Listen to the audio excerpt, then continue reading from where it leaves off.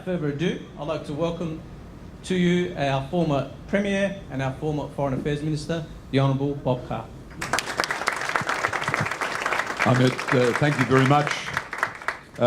My former staffer, Walt Secord. Walt, now a member of the State Upper House. You work for me, you can end up anywhere. It's good to have Walt here. Friends, it's wonderful to be with Affinity again. I value the organisation for the bridges it builds. I've been at Affinity gatherings when there have been representatives of different faiths, different communities, and Affinity is just rigorously committed to the idea of getting us talking, exchanging views, and who can put a value on that? I remember Bill Clinton saying, our diversity makes us interesting, our common humanity is more important. That sort of perishes when we think about Syria. And Syria was the saddest experience I had as Australian Foreign Minister. It was a tragic backdrop during those 18 months. And the most frustrating experience I had as Foreign Minister was trying to get what I thought was an eminently defensible plan to set aside the political differences and just get medicine into the country. I saw a heartbreaking account on BBC television a few months ago. A petrol bomb had been exploded in a school in Homs. And they were lowering an 11-year-old boy onto a bed in a hospital. It might have been a makeshift hospital. And he was crying. He had wounds. You can imagine how primitive the hospital resources were. And the translation of what he was saying in Arabic was heartbreaking. He said, why do they do it in schools when we're at school? The fact that he was talking about a they was disturbing. To him, an 11-year-old, there was a they out there who were doing these things. In his case, exploding a petrol bomb when there were kids going to school to learn. This is a war against children, if you think about that and other events. It's a war against kids who can't go to school. And don't they know it? I was in a refugee encampment in Lebanon, and the youngsters there, some of them had fled over the border with the fighting in that part of Syria being particularly intense at that time. Some of them had fled over the border with nothing, with their parents, and they were acutely conscious that while they were there, they were slipping behind because there were no schools. The Lebanese had organised games for them. The Lebanese were working hard to get their parents into some sort of employment on a day-to-day basis, but the kids were aware that they were missing out on school, and they had a sense, I think, that they would be disadvantaged up against any other kids. It's a war against, here's another way of understanding Syria. It's a war observed from outer space. It'd be a war to demolish the housing of an entire country. Millions of people have seen their housing just demolished. I don't think there's been anything like this in recent history since the Second World War, that the forces are going about destroying every building that exists in the country. That's how you understand. It's a war against children and a determined effort to demolish all the available housing in the country, leaving a large proportion of the country's population without a home. In freezing weather and hot weather, they're living in mud or dust in makeshift tents. You've got a Palestinian population in Syria that is now facing discrimination from elements of the insurgency and now faces being homeless all over again. They're forced off buses. Some of them have been assailed. They're not allowed to cross the border into Jordan, even when they're fleeing for their lives. There are so many dimensions to this appalling tragedy. And we need to find a way to a ceasefire and a sharing of power on an interim basis, But in the meantime, I thought as a bright-eyed, bushy-tailed foreign minister, we might be able to suspend even that, given that it was proving so hard, and get all the sides to agree that medical convoys could get into the country and pass across the lines, get into the areas controlled by different militia. There are people in Syria who can't get the medicines they need for their particular wounds, their war injuries, but can't get the medicines they need for a heart condition or cancer, because the hospitals have been destroyed. And one tragic story, as I was advocating a medical pact for Syria, I came across, it was a story that one militia walked into a hospital still struggling to function, and said, "You treated militia from the other side here last week," and they shot dead the doctors and the nurses who had done that. So I just reflect for a moment, I won't let it take over our reflections today, why it was impossible for the international community to settle on the agreement I was advocating in every forum I got, to set aside these differences and allow medical convoys in to protect the status of doctors and nurses, and to guarantee that hospitals would not be targeted or used as bases. There's something about the international system, and I haven't got to the bottom of it, that made this impossible. I raised it with Brahimi, who was the UN designated lead negotiator, envoy, and got nowhere. I raised it with others in the UN structure, from Ban Ki-moon down. I raised it with governments with a big stake in this, including the Russian government, and without Russian agreement, nothing will happen in Syria. But there was an inability of the international system even to retreat to a bare bones minimal action. That is, a flow of medicine to these devastated, shattered people. Of course, the other consideration is that responsibility, endorsed by all the members of the UN in 2005, the responsibility to protect, now lies in the dust. Gareth Evans did a great deal to craft this concept.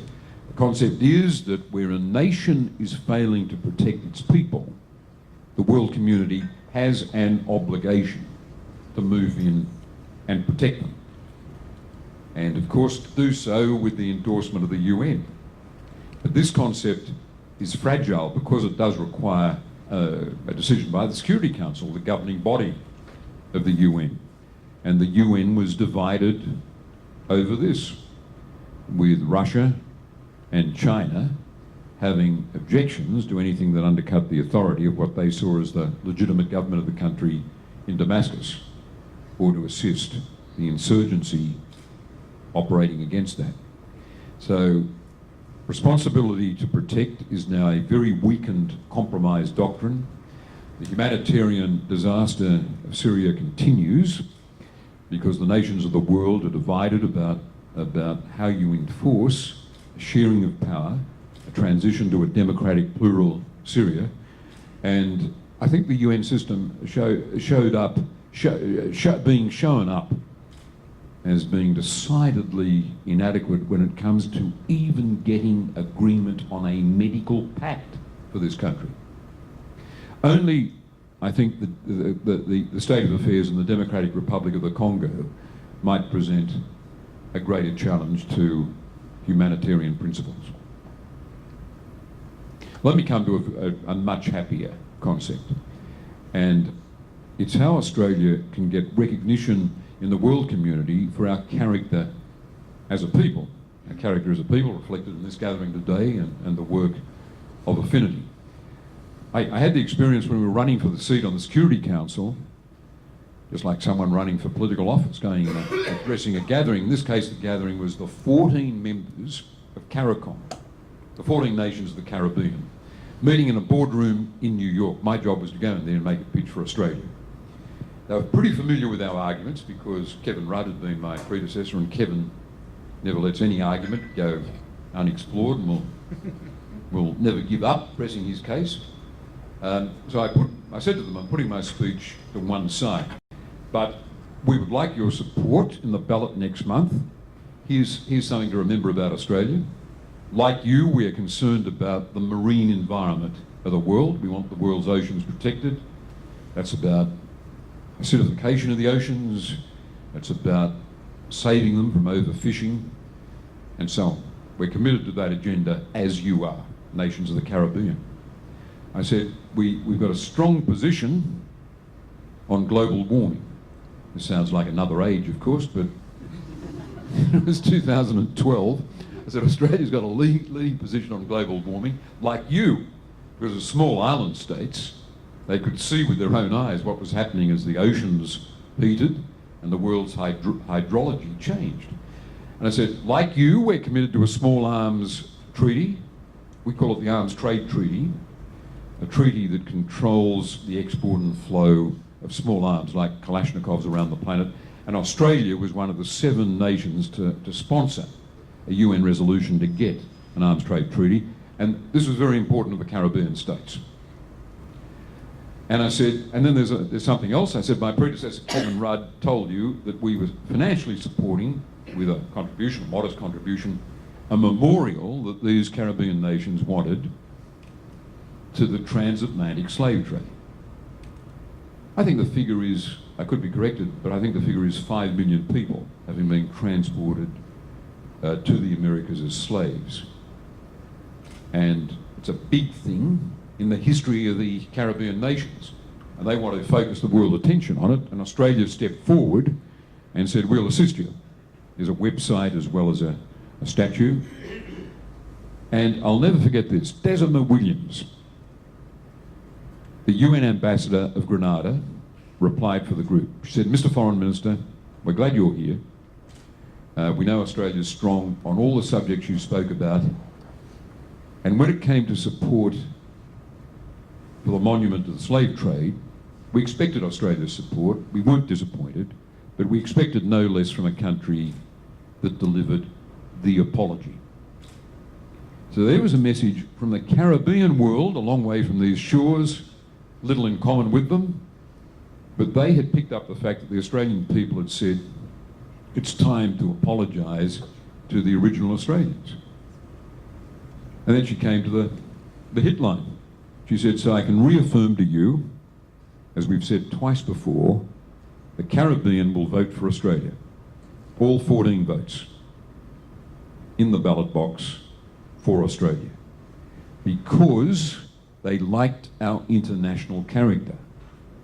Climate change, marine environment, controlling arms, controlling a disruptive flow of Kalashnikovs and rocket-propelled grenades around the world, undermining civic government and law and order, and that we were big enough to think about supporting their monument to the transatlantic slave trade. They liked Australia's character, and they voted for us. And that big win in the UN, that optimal win, 140 votes out of 193, when we entered the race years after the other nations that were running, was the world community saying we like the character of Australia. Australia's there. I mean, here's one little story out of this, but it illustrates our links with Africa. One of the first ambassadors on the floor of the General Assembly to come up and congratulate me after our victory was the ambassador of Mali. Think of Mali, devastated, civil war, climate change producing a drought, a serious drought, a catastrophic drought every few years, running out of water.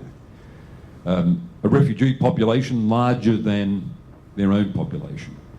Small arms, awash, drug trade, trade in human beings across their country, in the Sahel, an impoverished region. Here's Mali saying, we voted for Australia, we're glad you won. And there's a reason for it. We had a big aid budget, it's now being pinned back. And Africa figured in that aid budget. And we were delivering tents and potable water technologies to Mali. And when they had a coup, we kept supplying the aid on humanitarian grounds. The Europeans cut off their aid. and Mali, so far from Australia, so different from Australia, understood that Australia was a friend. Pretty modest for us, but it made a difference to them, Mali being so impoverished. They saw Australia's international character, and they liked it, and they voted for us. So that's positive. I'm not going to be partisan. I hope that not too much of this is lost or given away. But I'll conclude with this. I was honoured to chair a meeting of Commonwealth foreign ministers in London, and I saw the foreign ministers of two small nations sitting together, Seychelles and Solomon Islands. The foreign minister of the Seychelles is Jean-Claude Adam, is a former Olympic swimmer, and he swims around the Seychelles every now and then, towing his daughter. I said, "Aren't you worried about sharks?" He said, "Yeah, but there have been some bull shark attacks." He said something, I'm sure I got it wrong, but he said something like, "They've only taken tourists." And I thought that's a leap of faith. But they're a small island developing state. Their problems are so different from ours. I had the piracy. We talk about piracy as being a challenge. Well, the last pirate assault took half a year's energy from the Seychelles. It captured a boat, obviously, I assume off the coast of Somalia, which was half their year's energy. But he voted for Australia in that ballot because he saw us as a friend. He knew Stephen Smith and Kevin Rudd. He knew we had an interest in them as a small island developing state. Australia was sympathetic. And next to him is the Foreign Minister of Solomon Islands, who I got to know, Foreign Minister Fora. Well, he didn't swim around the Solomons, but he said he got round his electorate on the far eastern side of the islands, towards the Polynesian world, on a rigger with a outboard canoe. And I said, a canoe powered by an outboard power. And I said to him, "Like your colleague here, are you worried about sharks?" He said, "I see them all the time." I said, "What species?" Thinking that bull sharks manifesting themselves. He said he didn't know, but the water was full of fins. But he sees Australia as a very good friend. Australia will always be there to help them. So I thought of this relationship with the world of small island developing states. Half the nations of the Commonwealth are small island developing states. And the Commonwealth is a good forum for them, and they like Australia. I think and I'll conclude with this, with the new government in Australia, there are a number of things to watch. One is cuts in the aid budget. We've got clout around the world because we do the right thing. I've seen Australian aid projects that move you profoundly, because you think Australia has made it possible, for example, for these kids from the Laotian countryside to get a university education. Just a little aid thing that our ambassador in Vientiane opted to fund out of the money he or she has. And so 70 kids from dirt poor farming families got a scholarship to go to university. I was there to hand it out to the first 20 and then get away to another appointment. These kids in their white and blue uniforms, this was the biggest day of their lives, because they were going to go to university to study international relations, law, medicine, nursing, simply because from families that are so poor, they needed assistance to get the bus fare to Vientiane. And Australia's making a difference. So that's the sort of program that will just evaporate into thin air with any cut to our aid budget. We should be a good citizen of the world. And if aid's going in the form of 1,000 postgraduate scholarships to Africa, then that's a good thing for Australia. That should not vanish because Africa is far from these shores. That's the first thing to watch. The second thing to watch is our neutrality on the territorial disputes involving China. We should be rigorously neutral. Australia should take no stand on whether the Senkaku Diaoyus are Chinese or Japan. We take no stand on this. It's the expression of our neutrality that's now important. And it's disconcerting that all of a sudden Australia has discovered that we're an ally of Japan. We're not an ally of Japan. The Prime Minister said we're an ally of Japan. We're not. We haven't got a treaty alliance with Japan. Where did that come from? So that's the second thing to be watched, and to be watched very carefully. The third thing is that we encourage the best in our ally, the Americans. We've gone from a George W. Bush administration that lasted 8 years, and I think was disastrous for the world. We've now got a democratic administration that is much more compatible with Australian ideas and aspirations. But something to be watched is that a lot of people in the right of Australian politics around the Liberal Party were deeply fond of these ultra-nationalist and neo-con instincts in America. When they went to Washington, they only met the people on the Republican right. Well, we've now got a Conservative government in Australia, but in Washington, the Democrats control the Senate and the White House. And this government has got to make a real effort to engage with that side of American politics. And we had a very good rapport with them. Their goals, Hillary Clinton, John Kerry, expressed them, were very compatible with ours. It's a great pleasure to be here, and I'm very eager to answer your questions. So over to our